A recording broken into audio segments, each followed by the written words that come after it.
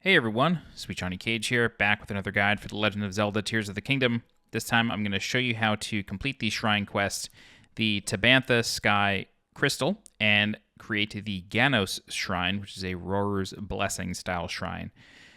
Getting up into this Tabantha Sky Archipelago is a bit of a challenge, but I have found a reliable way to get a block to fall out of the sky that we can then rewind back into the sky and get started. Okay, so there's going to be a few things that you need to do. Our starting point is going to be right here on Nero Hill. I recommend that you use a travel medallion. If you have not already upgraded your Purapad, go ahead and check the description for a link on how to do that, but it basically allows you to just drop teleport points wherever you want. So we're going to start on Nero Hill, and then we're going to run over to Kuho Mountain, and then when we arrive on Kuho Mountain, a time block is going to drop like right here. So this is all taking place south of Rito Village. This has worked for me very reliably, but I have to start on Nero Hill. If I were to start on Kuho Mountain and like warp there using a teleport point, it doesn't work. I have to start on Nero Hill. I'm not sure if it's something to do with the distance that you have to travel or if there's something weird about Nero Hill that makes this happen. But if you start on Nero Hill and then run over here, a block's going to drop out of the sky. All right, let's get started. So we want to head the complete opposite direction. We want to head this way. And Kuho Mountain is this right over here. So I do recommend having Tulin for this. Makes things a little bit easier. This way you don't have to do any climbing. There is also a wing that I guess you could fly off of Nero Hill, but it takes a little bit of work. And Tulin just takes care of all of it for you. Okay, so now that we are on Kuho Mountain, we are just going to keep running forward to the north. And then basically once we get to this ridge here, if we look up in the sky, there it is. It happens every single time. Not really sure what the real cause is, but it happens. And we're going to ignore this Yiga clan guy. Just hold out our shield. Okay, so now that we are in the sky, we are going to use this waterfall here to get to the Sky Island. What we need to do now is we need to equip the Zora armor. This way we can, ride up waterfalls. So I'm just going to go down now. Just be a little bit quicker. So all we got to do is just get into the waterfall, and then as long as we are paragliding, it will automatically zip us up the waterfall.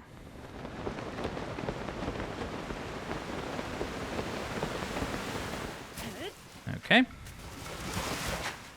And this is going to pop us out right here in the North Tabantha Sky Archipelago. Now, we are not done yet. Kind of nowhere close to done. So, on this Sky Island, we have a few minecarts. So, what we need to do is we need to take a minecart, and then we're going to plop it onto the track here. Just like that. And then we're going to take 2 rockets. And this is very important. You want to attach the rockets to the bottom of the minecart. Doing this will cause the minecart to stay on the track longer, whereas if you put them really anywhere else, the minecart will sort of fly off the rails, and then you're in a bit of trouble. So as long as we're on the bottom, you should be okay. All right. Now, what I recommend doing from here is if you have more travel medallions, go ahead and place another one. You can get a treasure on that island in the distance, and then on this island over here, there is a world boss for you to kill, so this is an island you're going to be coming back to. But for our purposes, what we need to do is we need to take one of these wings, and we're going to place it on the track. Just like that. And then there's a couple fans and a couple rockets, so we're going to attach these.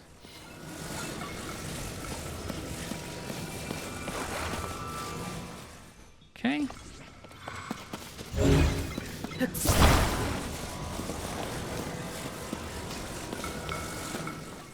Start building your wing, your little aircraft here. And then we're going to attach both rockets to the fans, and then that will allow us to sort of launch off of this ramp.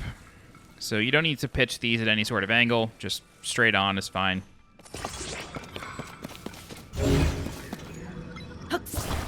Okay. Okay, very good.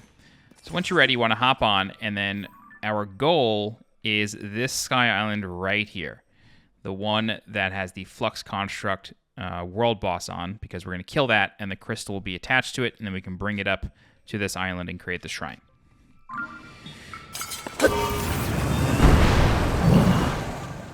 All right.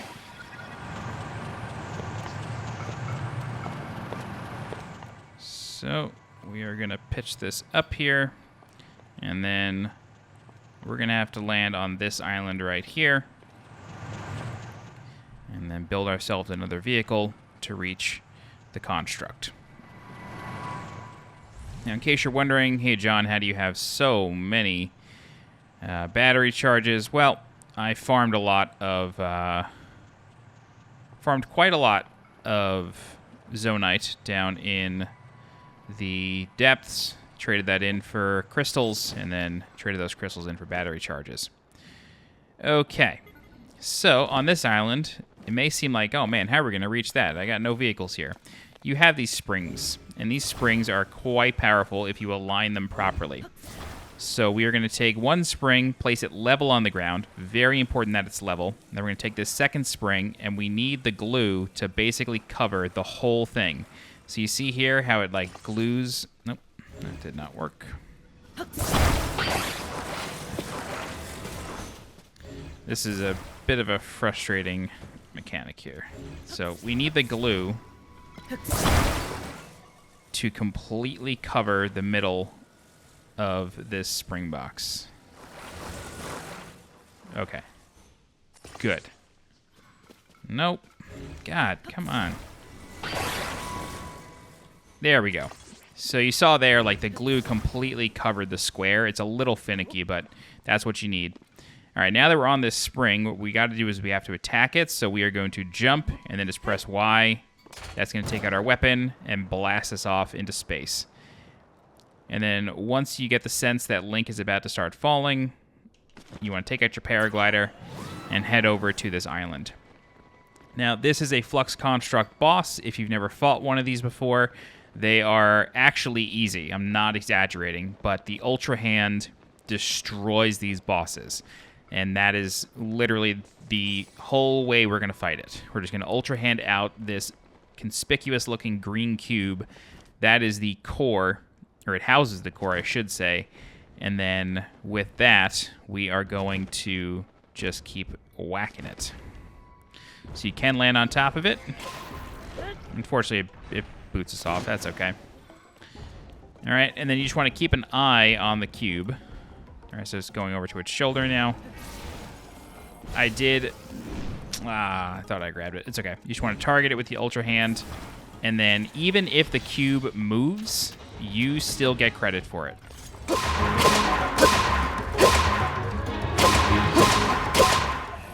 So once you get the cube loose, then you can sort of go to town on it. For this phase, this may seem like, how am I getting up there? Well, it's actually surprisingly easy. Oh, I don't like any of that. I shouldn't have said it was easy. Now that these cubes have flipped over, this is going to be a bit of a challenge. So, that stinks. Yeah, you basically just want to ride it back up like a typical time block, but because the cubes flipped over 6 times, it wasn't going to work. See if we can get another one. Nice. Okay, this one worked, I think. Yeah, great. Okay. Cool. Because we're in low gravity, that's going to happen. You just want to just dive down as best you can.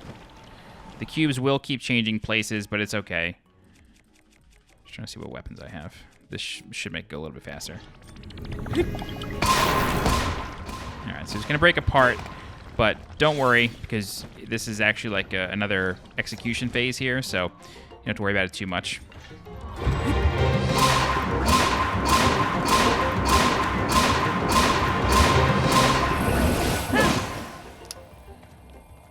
All right, cube phase. This one's a little frustrating. All right, so the cube will kind of rotate and try to get you, but all you got to do is wait for it to start spinning again, and then Ultra Hand out. Ah, wrong one. That wasn't aligned. You got to ultra hand out the core like always. Got it. Okay. And even when it's moving around, you can still pull it out. Just don't stop pulling. Okay. That is the Flux construct level 3. And don't forget to take its core and create a weapon with it. So once it explodes, pick up all the goodies. And then you can fuse the core to your weapon. There you go. Cool. So now what we got to do is you will have the crystal. You know, the crystal will drop off the boss. And then what we're going to do is we're going to come over here to this island in the distance. And then on this island is a flying machine waiting for us. So you will just attach the crystal to the flying machine. And then once you do that, you can get on. Of course, you could always put more batteries on it, but you're in low gravity. You really shouldn't need it. But just have the crystal attached, and then you can fly all the way up here to this island here. And I'd be shocked if the second battery even ran out by the time we got there. Okay, and then once you're in the general vicinity, I recommend killing the engines and then just holding on, because you may have to restart them to gain a little bit of control. If this happens, it's actually less of a big deal than you think, because you can always stop time.